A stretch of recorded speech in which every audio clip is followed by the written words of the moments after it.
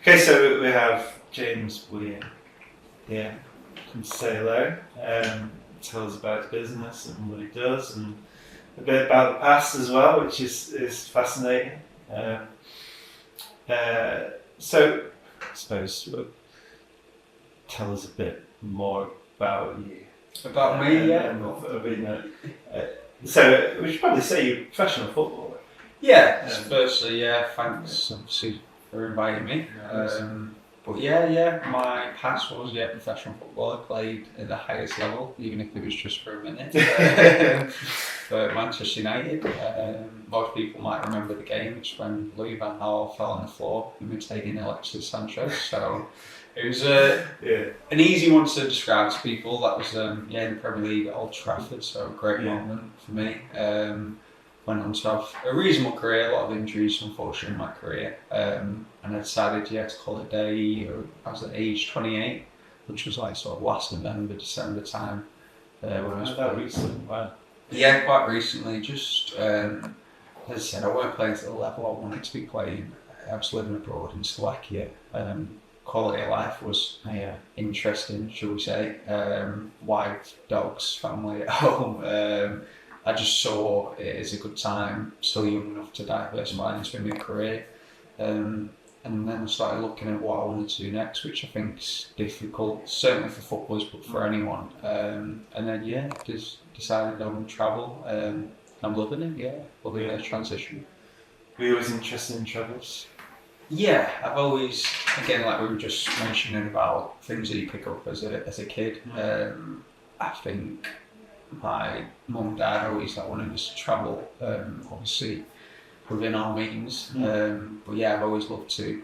When I was injured in football, always got the chance to travel, go away, and I was always kind of creative. It wasn't just to on a beach holiday. I'd like to go and travel, see different things, different cultures, odd itineraries maybe. I've always loved it, loved the thought of it. I never thought I'd become, a travel agent. I've my own travel business, never for 1 minute, but sometimes these things just fall into place, don't they? And it's kind of how it works. So often the transition to, especially if it's cut short from what you expect, it's the question of what the hell do I do now?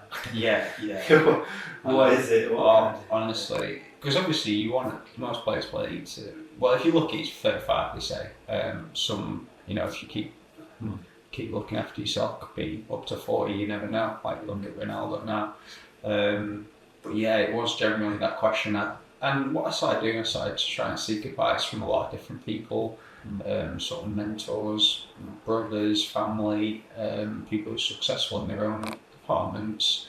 And then I just started applying for a lot of different jobs and roles. And I think as I went through interview processes, I realised that's not for me. That's not for me. That could be, but would it work, logistically? And then, I got speaking to someone at our head office of travel counsellors on New Year's Eve after a few drinks, and they convinced me. It's about that from that. Was there any, always interesting with these chats, is there anything from childhood or previous jobs that make you into being quite good at what you do now? I guess there's a lot of transferable skills, isn't there? From sport, structure, discipline, organisation, time management, being good with people. You got to go along with your teammates in football, and then certainly in travel, I've got to listen to the needs and requirements of customers. Tell them maybe if they might not want to hear. Sometimes if it's not possible, or if it's going to cost a bit more than they might think. There's definitely transferable skills. I think as I was retiring from football, I knew I had these. It's just letting them flourish into what comes next. You do come across as very calm, and you communicate well. Obviously we met at networking events, and some people it's not natural to them. But it seemed natural to you. Sometimes. Don't get me wrong, I'm not good at selling myself. I'm better with people, just being a friend, having a relationship, which is what my business is about. Be personal, get to know them, talking in front of a large crowd is probably not my forte, but I think I'll improve as I go on, sort of thing. But yeah, I don't mind it. We always had to do interviews at the club, certainly past football clubs and whatnot. So yeah, I don't think I've nailed the 30-second elevator pitch yet, but I'm sure I'll improve.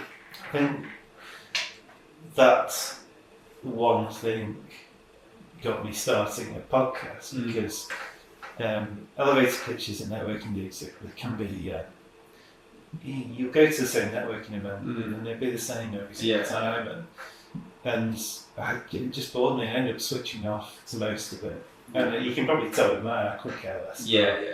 Because what's important to me is when you start talking to people and you find out a little bit more about them, what got them into it, how they grew the business, what's what makes them tick, and to me that makes you want to do business with them more than saying, well, I do this, I can do this. Yeah.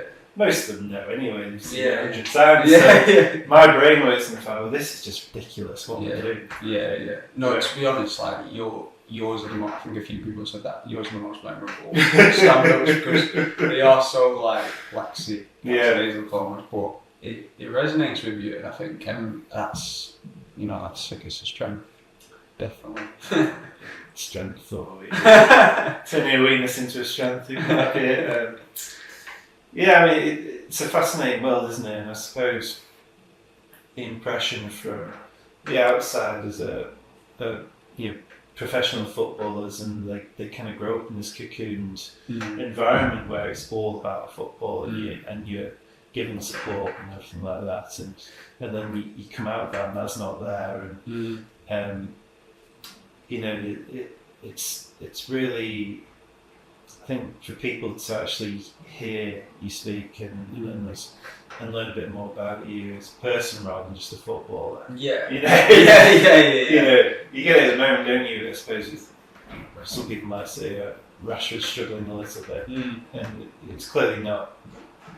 Something off the pitch that might be on the pitch, but no one knows. But everyone's criticising his football, and life isn't just about. It's not that simple. And I always say to people, like, there's a human element to it. There's, confidence in anything, but certainly in sports and football is such a big thing, especially when you've got 75,000 people telling you you're not playing well.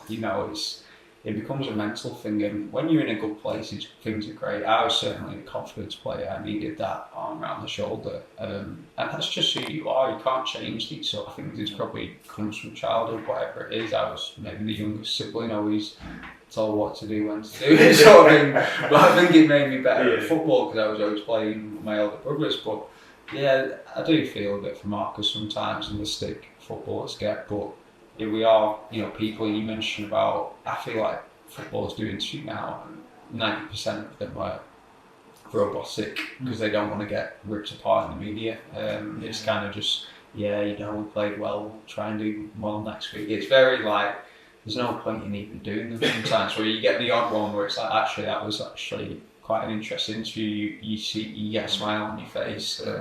So I think when people retire and come out of the game, they can be a bit, they're not tied to a club, they're not tied to anything, they can just be a bit more themselves, a bit more free. You found this,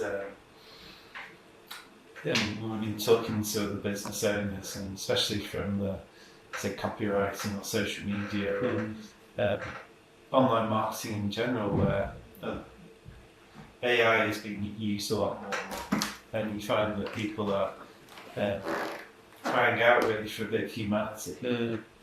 Something that makes someone more human than not. And I find this a bit we'll talk about football too much really, but Pep style, it's kind of infiltrating everywhere, which is great, but then it's very I don't find it very interesting to watch because what's going to happen.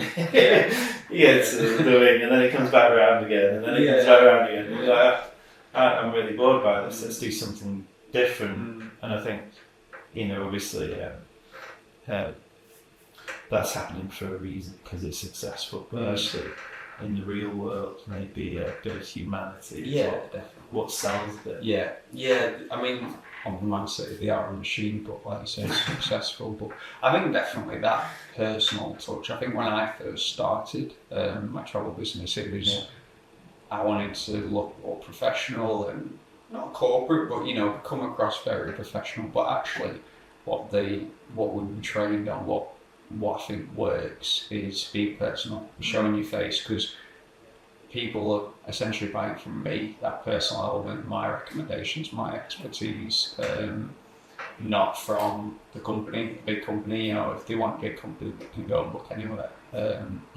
But they're not going to get all the personal insights that, know the ages of the kids, know what, seats they want on an airplane, them sort of little personal things. And the world is crazy now with AI. I think obviously you feel not to try and use it a little bit in elements of things, but definitely in my role it's difficult because you're a human. Humans buy humans, don't they? It's a solution, isn't it? People come to you with, I really want to do this. And you're like, okay, try to do that for you. How many, when, what time of year? Do you what you want to fly with? Do you want to go first class or whatever? There's so many different variables. Yeah. There's a lot of elements to it, and sometimes it's just as simple as like, why do you want to go? Because people might say, I just want to relax. Then I'm like, well, New York's not the place for you. Something like that. Or have you thought? Yeah, certain things. I mean, or like I said, time to go. Like Sri Lanka's got such a crazy climate. You could go to. It's a small country, but you could go to a different part of the island, and the weather would be completely different in certain parts of the year. So it's knowing all these little things. Obviously, you can do your research online, but what's nice about Travel Council is my business. We've got experts who've been there, our own review systems. We've got thousands of suppliers, destination management companies that are on the ground there, and they can tell you the best spots, when to go, and that all gets fed back to the customer in a personal way through me, and it's not through AI or Google. So if something is going wrong in terms of flights and stuff like that, can they call colleagues? That's obviously why we're there. They're in a crisis, they're there when you need me. I put stuff on social media, kind of like, if you call me at 3 AM, it's not an issue for me, maybe for my wife. But if obviously there's always been times where I might not answer, but we've got a 24/7 head office who will answer and get you sorted. So we are just one of the best in the business, I like to think. But I think that's where Travel Councils come into their own, is when things go wrong. Like we did the crowd serve the other week when it was the issue of all the systems. There's a lot of systems down.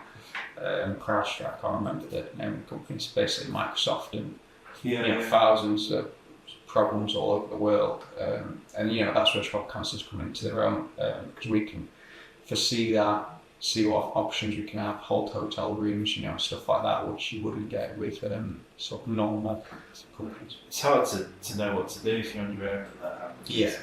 Now I'm stuck in the airport. What do I do? And you panic and you make poor decisions. Whereas obviously for me, you've seen it before, and you just know, okay, it's still going to go ahead. It's just going to be delayed, or maybe we just fly you a day later. Stuff like that. So I think I might have done that. I remember flying back from after COVID, or during COVID, just before it started. I was playing in Slovakia, and there was one flight left. And I was panicking and running through Dusseldorf Airport trying to make this connecting flight. Luckily, I got on the plane, but it was carnage, and that's what we're trying to do. Because it can be really stressful kind of travelling, especially Manchester Airport, where passport controls and all sorts. There's always some form of queue, or it's not the best for the passenger experience. No, it's a lot of travel. Manchester Airport is the worst. Let's be honest. That Terminal 3 is like, there's just always a queue, no matter what time you go. But I think I've read somewhere it's a really stressful experience travel because you're always like, am I going to get through? Is it going to be something wrong with my bag? Am I going to have to wait? You know, there's a lot of elements to it. I think I put something on LinkedIn once about, because I've done it. I've not cried, but you know when you watch a film on a plane, you're much more emotional. Whether you're kind of geared into the film, but it's also because travel's quite stressful. Right. So you might see a lot more people crying on a plane, you know, to like a sad film or something like that, because. And I've felt it. I'm not a crier at all, but I've definitely felt kind of like a bit emotional sometimes. Just because travel can be stressful. So having someone in your corner, you know, helps to understand. Yeah. So what's the time you've been doing it? But is there any holidays that you particularly proud of? What you've done? Or,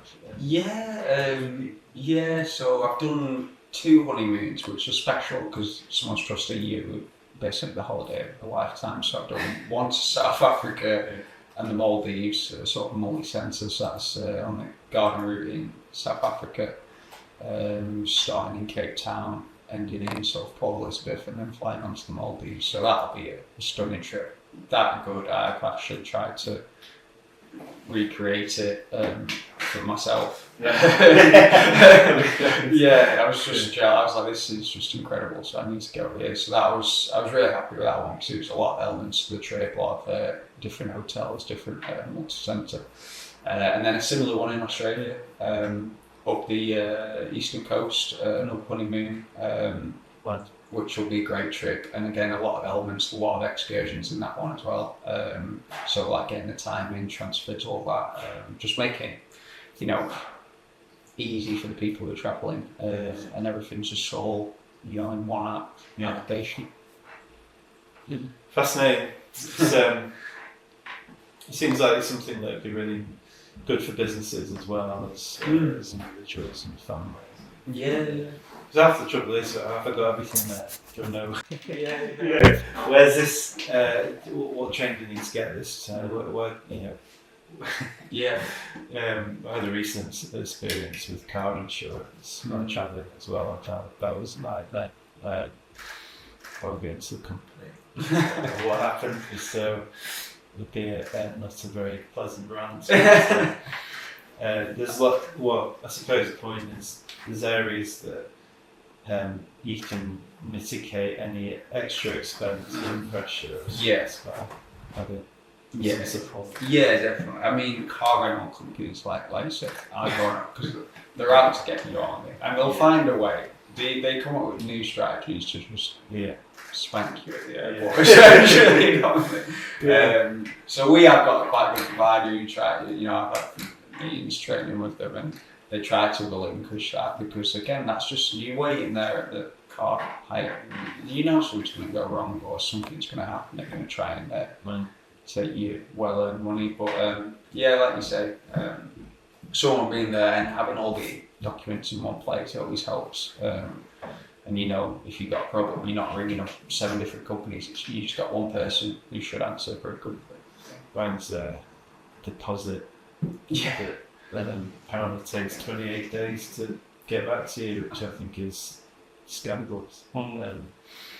Apparently due to it being an overseas transfer, I did that in a few days. Come on, guys. Anyway, we'll move on from that. Are there any challenges in the industry at the moment? I guess you mentioned AI could be foreseen a challenge in the future, but I think that's where we have to be more that personal touch. I guess for me, it's just growing my business. You know, I'm 7 months in now, so quite new to the game, and it's just learning about all the different places on the planet. If I don't know it, luckily the travel constantly got experts who can help me. But for me, just getting to meet people, networking, building, growing my business. I think in the industry specifically, nothing comes to mind right now. I think just getting, certainly obviously based in the northwest, I think Manchester Airport is looking to expand a few of its destinations, maybe Bangkok's on the horizon, got a new terminal, private terminal for higher end clients, which is opening soon. Because that, like I say, that is a problem, that airport at times. But yeah, there's always little nits and grits going on until I actually have a client involved. It's hard to keep track of them all, really. Yeah. No, it's there's so many things that can go on in the world, can't there? Into the big airlines going bust, or travel restrictions, whatever. Yeah, exactly. And we always get emails from our head office. They're all on that. Right. Only until you've got someone travelling. I take much notice because some of them might be. There's one the other day, I can't remember, like new entry requirements for somewhere, and I'm like, well, no one's going there. Not anytime soon, anyway. So we're always on it, but until it actually really matters for my customers. I will keep them back on line. We had I used to travel a lot with work, and there's times where even I was in Beirut and places like that where you're looking at, is this a good place to go? And then you go on the government website and it says this is we don't consider this a safe just going to, and you go back to the bosses and say, well, I'm not keen on going here, or I'm not necessarily Beirut because Beirut was lovely. I guess the one just come to mind, sorry to interrupt, but Cuba is the one that I've heard people having inquiries for, but obviously the relationship with the US, the UN, I think it's not really possible to get to the US many years later. You've got to go for interviews and stuff like that. And there's still tour operators, suppliers like operating in Cuba and, are selling it. I was at an event yesterday and they said, they've got a Cuba tour on, but I wouldn't probably advise that if you're wanting to get to the US, and it's probably easier to go to Syria or somewhere like that, and then do you know what I mean? It's a real sticky one. You always see like TV shows, and I think Top Gear will log for that, where they'd be all over the world. Got clearance for that. I know. I just watched the latest one. It was on the Grand Tour. It was in Mauritania, and they got to Dakar in Senegal and had to they ended it, didn't they? Because there was riots. You never know what's going to happen. No. Even some of the races across the world, which I love, they had to they got alerts when they're outside the country. They entered it, I think it was Chile or somewhere, I can't remember, a few seasons back, and you get an alert leave the country immediately, sort of thing. So there's you got to keep an eye out. I often think there's a real misconception with the world and people that everyone is against each other because of media or whatever. But when I was travelling around, it was very rare that you'd come across anything other than really friendly, helpful people everywhere. I agree completely. It's when someone's like, "Oh, is it safe?" I'm like, his press is London safe. There's bad spots everywhere and bad and good people everywhere. So just crack on, just enjoy it, and have your wits about you. Obviously, I'm not saying that, but you got the world's there to see. There's a funny story where I was in Fredericton, which is Canada. Then what I used to do is I'd force myself to go out and try and eat somewhere in the evening that was local. And I went out and walked through into the town and then walked back, and the lady on reception took a double take. If you just walk back from the town, and I was, she said, "Don't do that again." Apparently bears walk around. Oh, you come across quite a tasty treat for those kind of animals at night. So you got to be careful. It's not just people, that's a different category. I mean, I've been lucky enough just to come back from visiting my brother. We actually rented some bear spray because it was so advised to get it. But, Yeah. You don't. That's not how you want to go out. No. Springing away from a bear. Definitely, but that's a ways to go. So I mean, it's such an amazing industry to be part of. So people have dreams of going places, and they've got families that might want to go to Disneyland or Heartland, and you've got a role then making those dreams happen. Yeah, exactly. And everyone loves to talk about travel. If you where you've been on holiday or gone here, and it just flows off the tongue. And I certainly love talking about it. And you talk about Disney. Like I was speaking about this yesterday. Someone's just actually booked a Lapland day trip today, and that's just amazing. Like the kids are going to get a little goodie bag, going to see Santa, and I'd love to be there to see it, but obviously that's what parents pay for, I guess. But it's the same with Magic Kingdom. Like I've been there, we've seen kids, and it is magical. It's like that look on the face. It's like nothing you can't really get. That's why it's so special. That's why Disney does so well, obviously. But it is nice. It's nice to be able to create it all and just do it better than people can do it on their own. I think that's a big thing. Like we are experts. If I don't know it, we've got other people. Someone else does. We've got other people we can rely on. So whatever people think they might be able to create on their own, like there's usually something better out there. And that's a big thing because I'm stubborn. I wouldn't have done it. I would always be like, oh no, I'll get it all online and do it. But now I'm like going on a few breaks at the end of this year, and I can't wait because it's another level to what I've been on years ago. Sort of thing. So So when running your own business, when you get started or something, it can be really tricky to get going and get things moving. Obviously, doing what you were doing before, you probably got some nice contacts to help facilitate the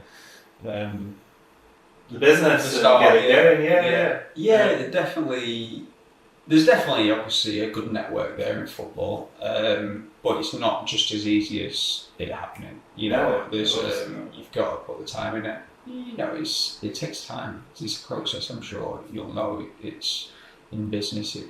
It's consistency over sort of a big start, big push at the start. You just got to keep doing it, putting the effort in, going to events, going to meet people, and hopefully it'll come good.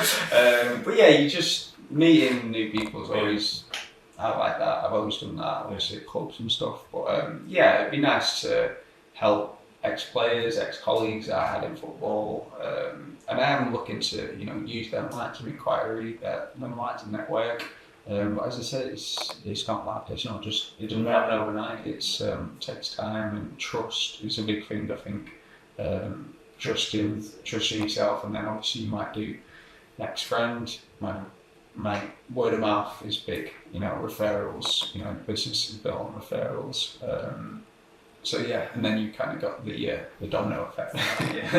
It does take time to build up. Find especially networking, there's more of a long-term approach where you just gain credibility with people, and then more likely then to refer you to other people, because it's their reputation as well, isn't it? Yeah, 100%. Well, not just refer anyone to. I know it's not right. It's kind of why I've never really gone to DNI.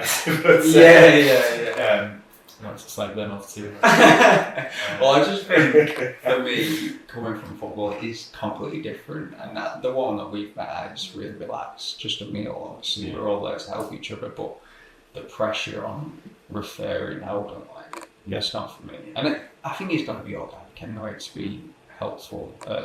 There's no point someone saying to me, I've got someone who's wants a holiday in 2028. I'm like, well, come back to me in 2027 when you can book it. It's timing, it's like you say, you trust organic. Well, I think you're talking about in terms of doing the right things every day, and just doing everything. and at some point it'll come good. I suppose that's a bit like sport, and you keep working on your skills and keep doing the right things, and you get a chance. Yeah. That's how I always try to see it. No, but I always worked hard. I was always in the gym. Never that muscly, but I was always there trying. I think that's what I mean about football sport is a lot of sports people, some struggle afterwards, but a lot are quite successful because we've got that discipline, that mentality, that structure, and you just take it into your new life. Because I couldn't imagine not doing anything. I'd drive my wife, I'd probably drive the dogs, walking me again, sort of thing. I've tried to take that into my travel business. Started well, but like anything, you have ups and downs. Certainly in football. The first few months of the travel business, I absolutely loved it. And then you have a bit of a dip. The honeymoon period ends. It's always going to be like that. But I didn't stop doing, the things I've done at the start. It's just, it's an industry of highs and lows. January, February, March. It's a busy period. August, obviously, it's going to be a bit quieter. It's just how it goes. So, does it? Do you affect the family at all when I suppose they knew you as something else, and it can be weird, that, can't it? I suppose. Definitely my wife. Yeah. It was like, because I always used to hate sort of social media and posting, and I like to be in the moment, and I still try to be, but I have to do a bit for my business now. It's just how it is. So I think she always jokes at me like, "Oh, you're always like against this," and you've got to swallow your pride a bit, certainly, because you're doing it for the business. And I joke with her, I'm like, "Oh, that's not me, that's for the business," even though I have my own business. But, it's a good way of looking at it. It's separated. A bit. Definitely my wife a bit, and I'm sitting on my phone more, which is just going to be natural. Either responding to people, customers, or doing whatever I'm doing. That's just natural. But it's been good. Everyone's been so supportive. Helping me, pushing me. Word of mouth, stuff like that. So I think that's how they say you start. Start with friends and family, then venture out. So it's been. I've got a good sort of support system there, so it's good. It's important. So it is. You usually find this.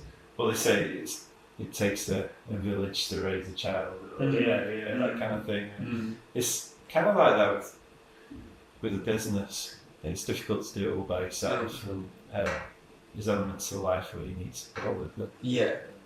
Definitely. I mean, travel counsellors are. Basically, the business is, I'm a franchisee of travel counsellors, so there's about 2,000 of us worldwide, but they provide the training, all the supplies, all the support you might need, mental health, all that jazz. That's not you should get, frankly. But, it's there if I need it, so I can let my business flourish, which is great. And, they're an award-winning company, so they do give you the tools to excel and to grow your business. And we've got some really successful people who I can look up to, who've got businesses who they've got multiple people working for us, so not just themselves. So there's definitely the models there. You just got to go out, and it takes time, as we said. But there's definitely enough sort of resources and accolades that are there to help you. I often find out there's a few guys that have been on there talk a lot about sport, and Bryn, who's a sales guy, we always talk about how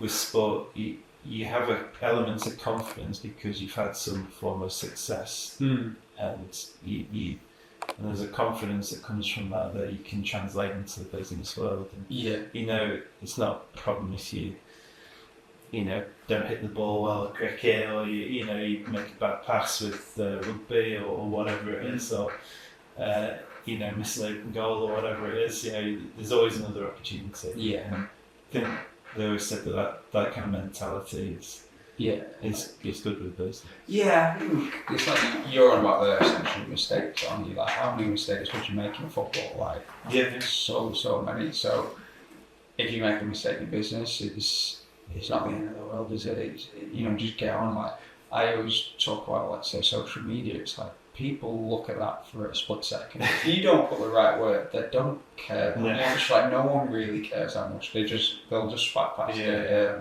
So yeah, life's all about making them mistakes. But certainly, like I mentioned before, when we were about Marcus, it's confidence is everything. Certainly in football, you can be at the top of your game. Like you say, I think a lot of being good at sport does help to be confident in life. I think my brother lives in America, and he tells me, parents want their kids to abstain from going to school a bit later so they'll be older and be more successful at sports because that gives them a better chance in life. So it's a crazy concept, compared to what we have in England where every kid goes to school at 4, but it's how they actually think about it. Because American sports, they love all the university. It's a big deal, isn't it? So I can see why they do it. I'm not sure I'd do that with my child when they come along, probably. But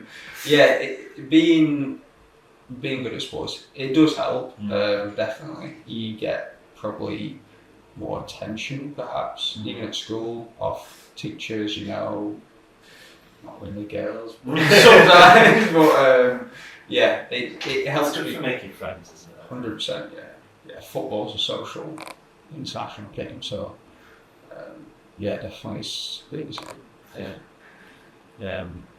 I've completely forgotten the train of thought. It was about making a mistake on a social media post. I talk about this with George. I just bring him in occasionally, and he says, "Don't worry if you see a spelling mistake on a post, because it's on purpose. You get more engagement. People love pointing them out."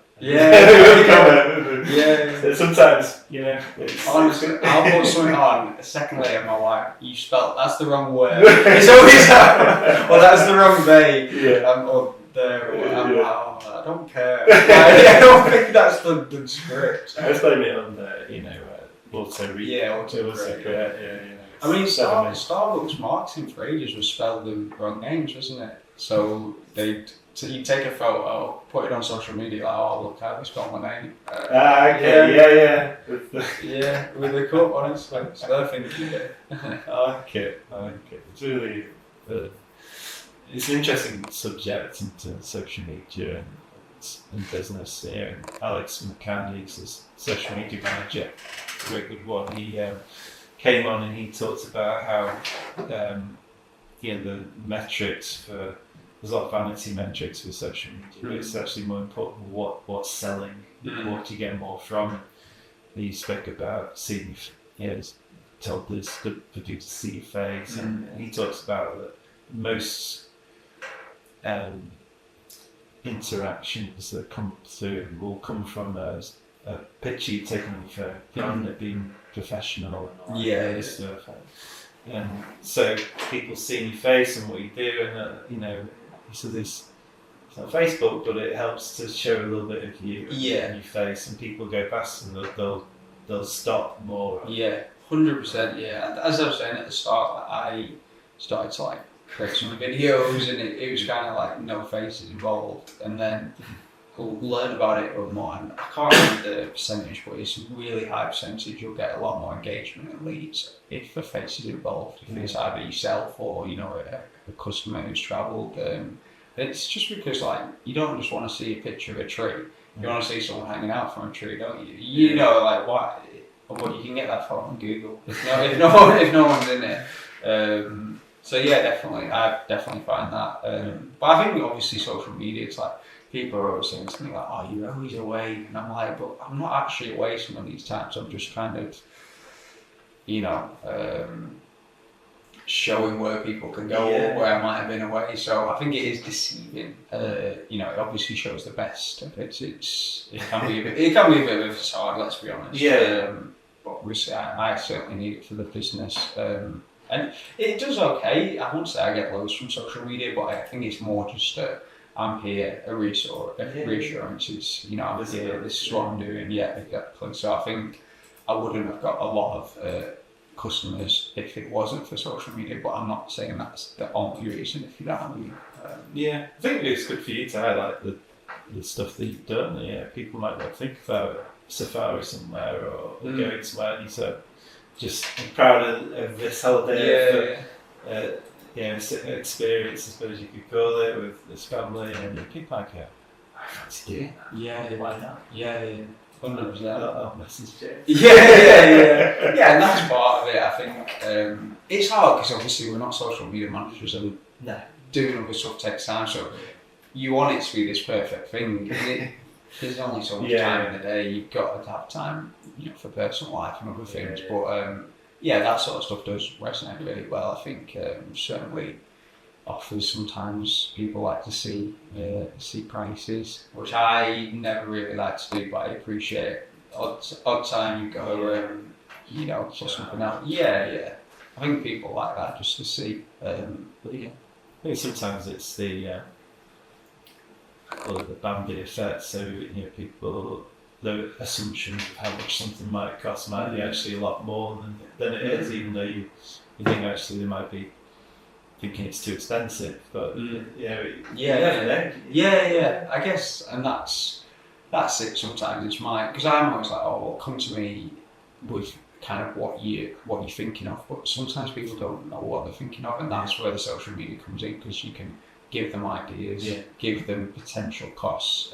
So that does help, and I think that I've had feedback from that. So I'll try to do more, but it's, as I said, time sometimes. Yeah, and coming up with that. Yeah, 100%. My brother thinks I should be like an influencer. I'm like, I'm not an influencer. I'm a big travel business owner. I'm not going to be doing the silly poses on the beach. That's another way of doing it. Yeah. What so I mean, you probably wouldn't have come away then from being a professional sportsman with a massive following online and like some. I probably could have done if I pushed it more, but I was always private. I think I would struggle with in public. Because what I found is, certainly when I was injured, if let's say the club had lost, but I wasn't in the country at the time or at the game, and I put something up like having a drink with my wife or on the beach somewhere, and you just get battered, by fans or whoever. So I just didn't see. I couldn't. It would have been a false representation of myself, and it would have just been pointless. So I was just like, I'm not for it. I was probably just past that, caring about followers and image. I couldn't care less, really. I mean, I care about how my business looks now, because that's a bit different. But yeah, I had a few, but a lot of them were, 14-year-old Man United fans. Maybe when they grow up in 5 years, they might go on holiday. Yeah, amazing. I mean, so when you're looking at the future then, in terms of the business and yourself, what do you see? What are your thoughts? Yeah, just keep expanding. I'm trying to, like we spoke about, utilise that network in football. I think that's important for me, because I have got an interesting story, interesting background, and everyone always says, God, that's a left field move, going into travel, and it is, but I've got to use that to my advantage. It's also left field is quite unique usually. So it is a unique situation. So that's the plan. Hopefully going into a bit of group travel. So I'm working on a sports college booking at the minute. Again, helping sort of young people to see the world a bit, and package all that up for the college so it's easy and simple for them. So I'd like to do a bit more of that in the future. But just I was talking doing that. Cricket, the guys play cricket with, saying it'd be nice to be able to talk to Barbados. Yeah. And then you think, it's a tactic, no. So because I love sports travel, I love that, and I don't want to niche myself off into that, but there's times for everything, people book certain things at certain times, so your summer holiday, typically, it depends how organised you are, but a lot is January to March, so that takes a nice window, so this college booking's for next March travelling, so there's kind of elements to the year, and if you've got something going on in each month, it helps keep me busy, but also it's helping the sort of industry fitting into a sort of target. But I have enjoyed that one, and I can see myself doing more of them. Yeah, that's a bit left field, isn't it? Because it's some might go into coaching or for analysis or Yeah. physio. Yeah. There used to be a lot of, from the 80s, a lot of the ex-footballers would go into physiotherapy. Yeah.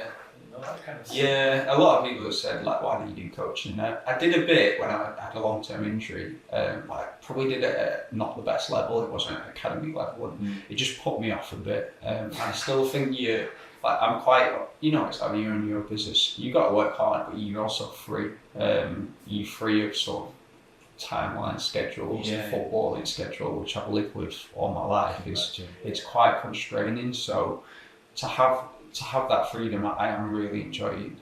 It's scary at the start because you're like, oh, what do I do on a Monday morning? It's like them 2 hours on a Monday morning. I'm like, oh, it takes me a bit to kind of get in the zone again, and then I'm fine. But it's coaching was just. I'm not saying I'll never try it at like some sort of maybe night time as a sort of social casual thing, but I think professionally it was enough for me at the time.